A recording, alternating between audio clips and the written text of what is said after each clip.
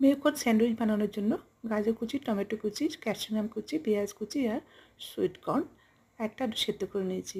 Slice প্লেটগুলোর চারপাশ ভালো করে সমান করে নিচ্ছি। এরপর একটা বাউলের মধ্যে আলু সিদ্ধ আর সমস্ত সবজিগুলোকে দিয়ে দিলাম।